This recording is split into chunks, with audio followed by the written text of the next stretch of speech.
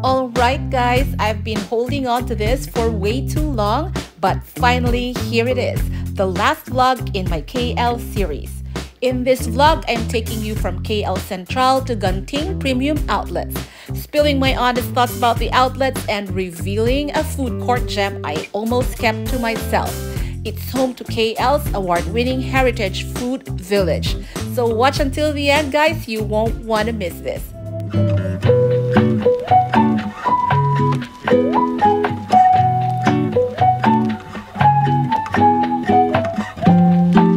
Hi guys, here at KL Central. So this is their central station.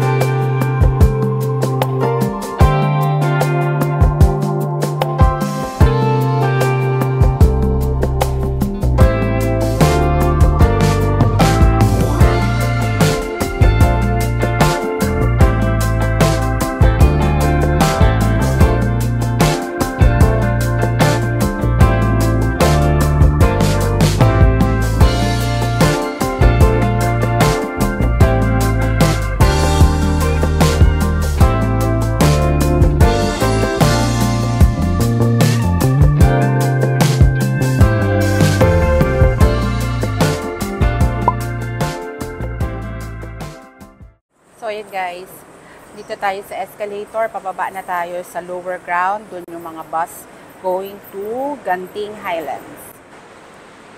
So yan, iba-iba dito guys, so kailangan nyung alamin kung kunyari pupunta kayo sa ibang parts ng Malaysia and dito rin kayo sa KL Central magbabas, aalamin nyo kung saan park yung bus.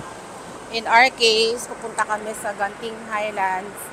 So, dito kami, dun sa unahan dun ng bus ng Genting Highlands Resorts World. So, yung tickets namin guys, going to Genting Highlands, binili ko na yan online.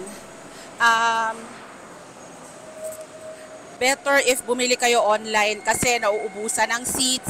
At saka dito sa my Resorts World, medyo mahaba rin ng pila. So, better talaga to book online. I'll share the link sa description box. Resorts World ticket counter. Dito yung bus papunta sa Genting Highlands or sa Genting Premium Outlets. So, dyan yan. May oras dyan ng pila. So, kunyari, ang oras namin today is 9:45. So, we have to be there ng 9:30.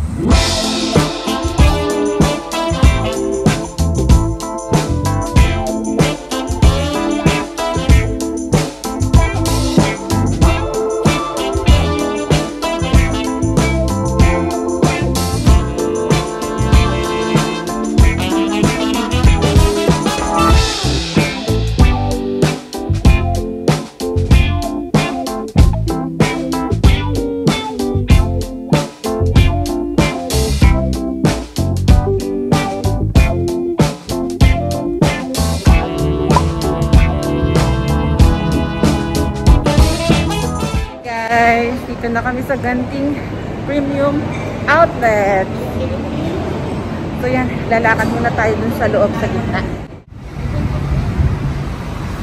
Diyos ko po, ang lamig. Guys, ang lamig dito. Hi guys, so we're now here at Ganting Premium Outlets and we took the bus from KL Central. I'm sorry, ang gulo-gulo ng buhok ko. Nakatulog ako sa bus eh. Ang lamig dito. Hindi ako prepared sa lamig dito. Although I expected naman na maging malamig dito kasi from our yung previous travel namin, malamig talaga here in Ganting. Pero hindi ko in-expect na ngayon na sobrang init sa city magiging very cold naman here. So yan guys, kung pupunta kayo dito, just be prepared, like maybe like bring a light jacket or a cardigan or a shawl or scarf kasi magiging malamig dito sa Highlands.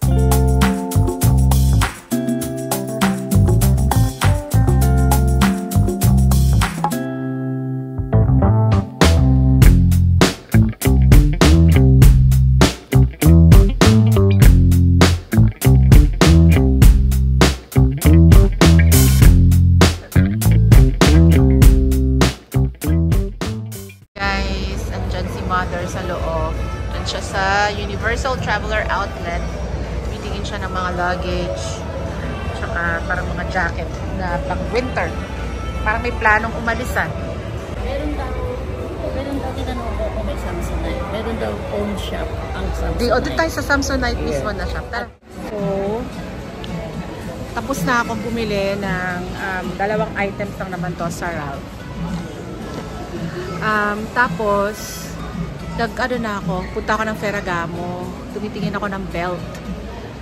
Tapos, may hinihingi akong size, ang binibigay sa akin is the bigger size. Tapos, ang sabi sa akin, putulan ko na lang daw, madali lang daw putulan. To be honest, na iinis ako sa ganon, kasi parang just to make a sale, ewan ko may something sa akin, kasi parang bakit mo ako papagawin ng extra step to enjoy an item that I am buying? Alam mo yon, even if it's in an outlet, it's still not cheap. I mean, like, I have to pay 28,000 for one piece of belt.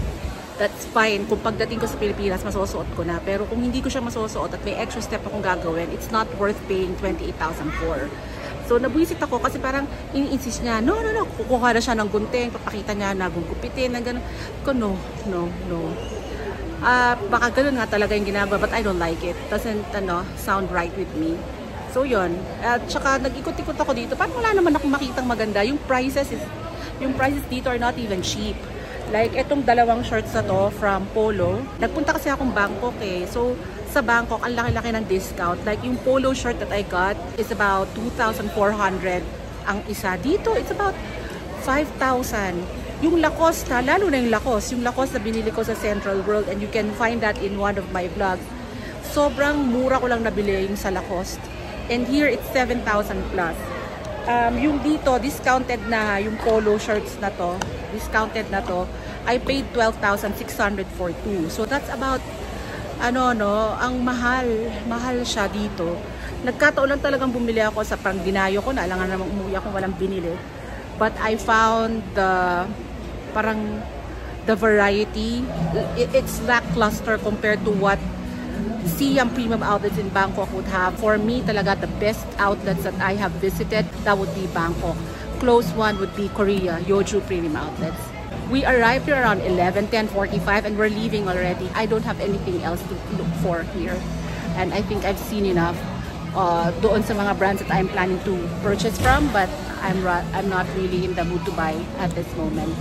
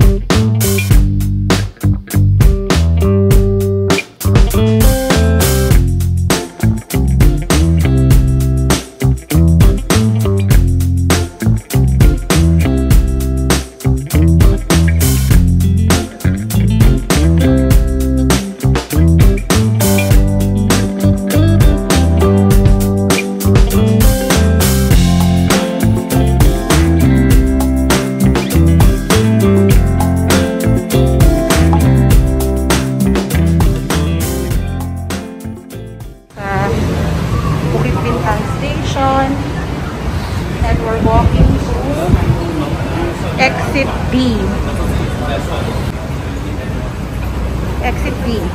Meron ang connect dito sa lot 10. Doon tayo kung mag-Shibuya crossing nun. So, pasok tayo dito sa lot 10.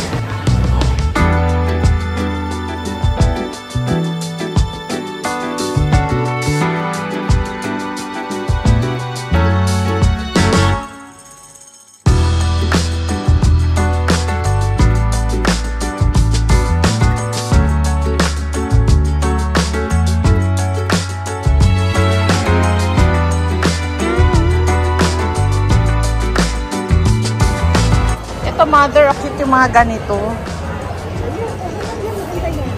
Cute din to. Ay, ito, magaganda. Ito, mga ganito. Oh. Ito. Kaya ito.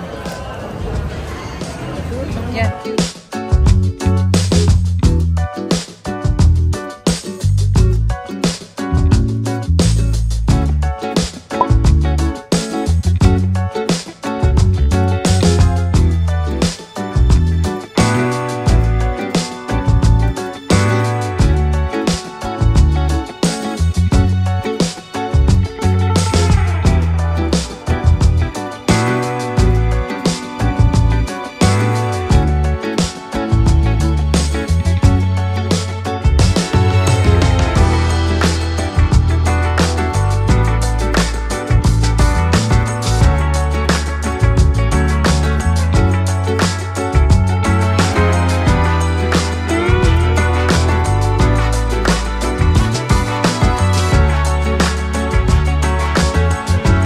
So guys, ito yung in-order natin sa Suki beef and may kasama siyang dalawang condiments, isang chili at saka isang parang light soy sauce. Ang in-order ko nga pala guys is called the tripe beef noodles. So bali clear soup siya guys and punong-puno siya ng lahat ng different textures and klase ng beef. So meron diyang beef balls, meron din diyang tuwalya, meron din beef slices, and if I'm not mistaken, meron din siyang kasamang parang beef tongue eh. So yan yung clear soup and then it comes with the dry noodles. Yung dried noodles naman ay may topping na minced pork and beef.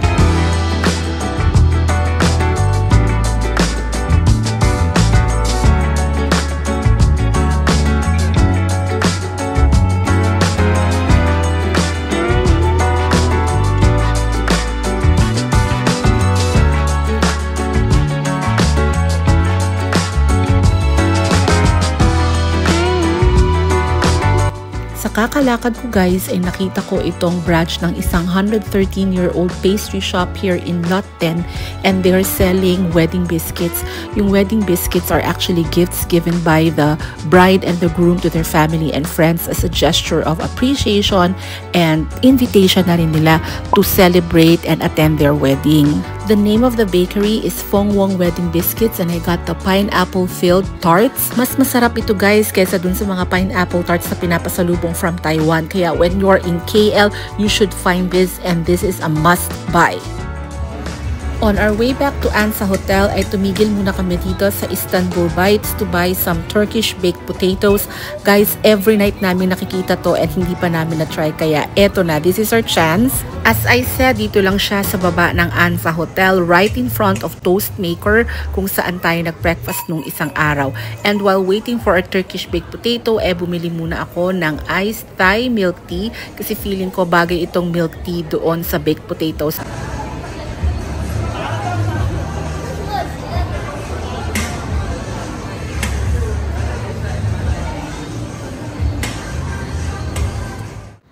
So, ganyan ginagawa ang Turkish baked potato, guys. So, makikita nyo, no, parang may jumbo, extra large potato dyan na binake. Kinuha nila yan from the oven and then hiniwa sa gitna. Tapos, nakita nyo, minamash siya. So, yan, para maging smooth and creamy. And they add everything that's delicious on top of it. Like butter and any toppings. Pwede kang pumili kung anong topping ang gusto mo. Pero yung sinabi namin is sila na, whatever is their best seller, yun yung ilagay nila. Minus onion lang. Kasi hindi ako kumakain ng onion. And that's it.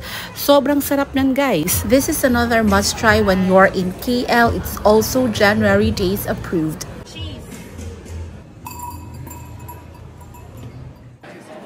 Today is the day of our flight back to Manila and we're just having breakfast in one of the restaurants here in KL International Airport. Yung in-order ng mother ko is some beef noodle dish. While ako naman is nasi lemak again. Guys, this is the third nasi lemak na na-try ko in Kuala Lumpur. Unfortunately, this is the one na hindi ko pinaka-favorite.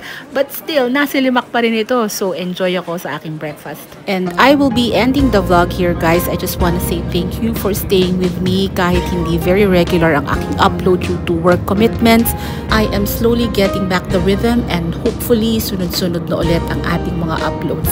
Kaya guys, maraming salamat for staying with me and wag kayong bibita. We'll be back on track again very soon. If you haven't yet, please don't forget to subscribe to my channel. I'll see you in the next one. Thank you and bye!